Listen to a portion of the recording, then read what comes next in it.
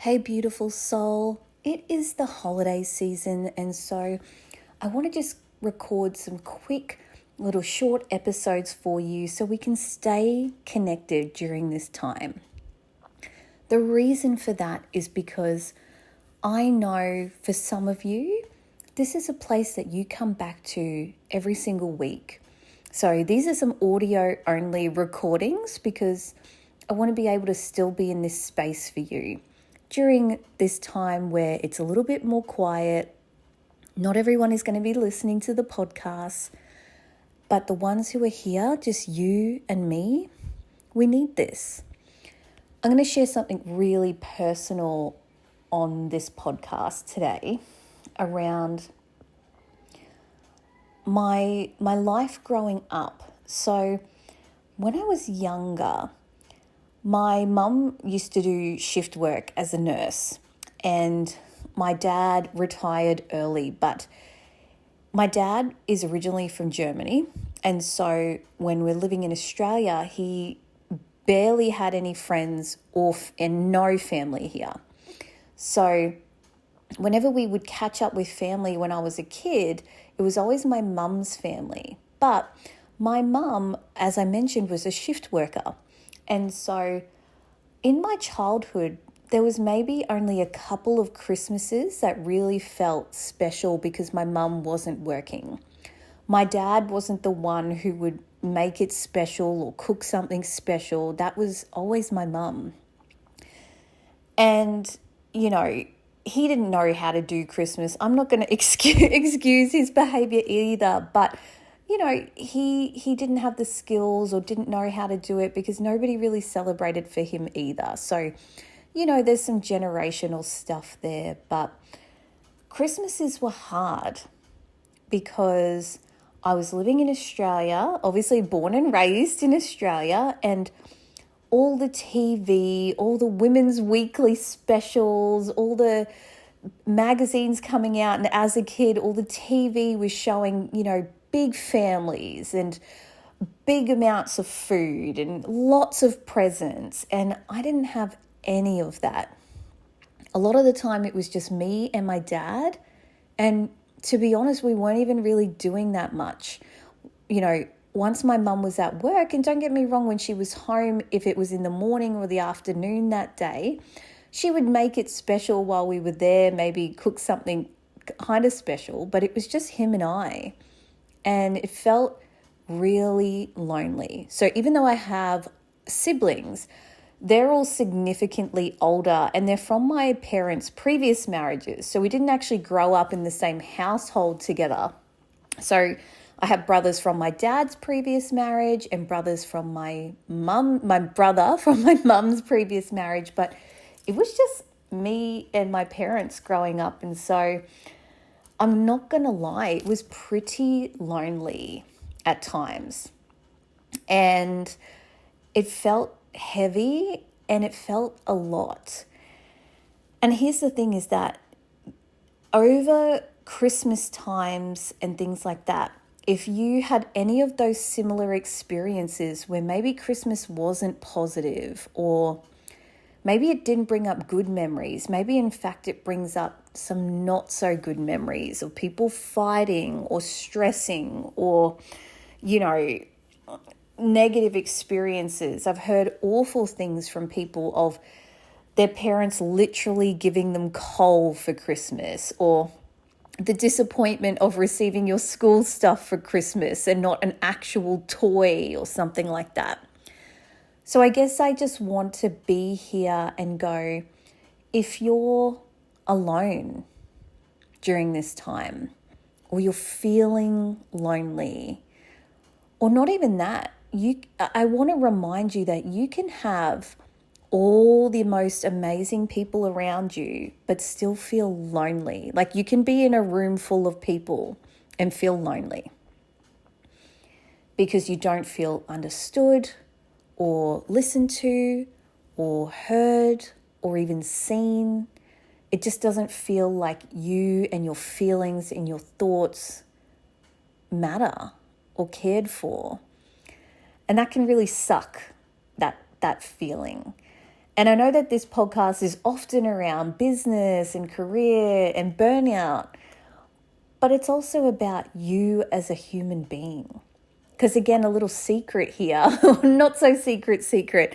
I posted on Threads recently about it, is that even though I'm a burnout therapist, I'm really a trauma therapist, because burnout is really just a symptom of your unresolved stuff coming out. Choosing a career because you were trying to prove something to someone else, but it wasn't a career that actually made you happy.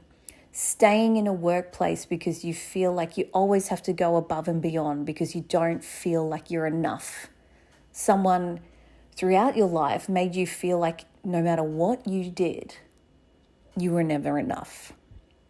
And so there's a reason that mental health symptoms, even things like suicide, all those things can really be prominent at this time of year. But I want you to know you're not alone. And in fact, you are incredible. You're amazing. The fact that you're listening to a podcast right now about personal development and growth and taking care of yourself, it means you're in the right direction.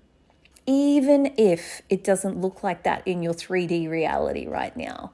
Things might not look like how you want them to look or feel like how you want them to feel. But the fact that you're taking time out to listen to this, to take care of yourself, to even connect or do something, that's really powerful. I think sometimes there's this idea that healing or growing or personal development needs to be this big, audacious leap of faith. And now, don't get me wrong, it can be. I've done some really big leaps this year, as some of you who've been following me know. But sometimes it's those daily little actions, right? It's putting the dishes away when you normally wouldn't. You'd usually just let them sit until they build up and then you have to put them all away. Or it's, choosing to still work out even when you don't want to. Or working out for an extra 5 minutes when you were only going to work out for 15 minutes. Maybe you work out for 20. Or maybe it's taking care of yourself and actually taking 5 minutes to do a quick breathing exercise. Maybe it's cooking your favorite food for yourself because you're like, you know what? I am worthy of spending the extra money on cooking my favorite food. Whatever those little actions are, all those actions add up to becoming the person you want to be. Being the person you want to be. Now, how does this link back to my story and loneliness, right? Because we've kind of gone around the world on this tangent. But I guess what I'm getting at is that I don't feel alone anymore, even when I'm alone. I feel strong when I'm alone, but I don't feel loneliness when I'm alone. I don't feel like I'm missing out on anything because I take care of me. And again, it's worth reminding that every action you take for yourself today, you're actually taking care of that inner child inside of you. So every time you cook your favorite food, the child version of you who still lives inside of you now, and every single moment you breathe, they get to have that. Every time you push a little bit harder in your workout and you take care of your body, you're taking care of them too.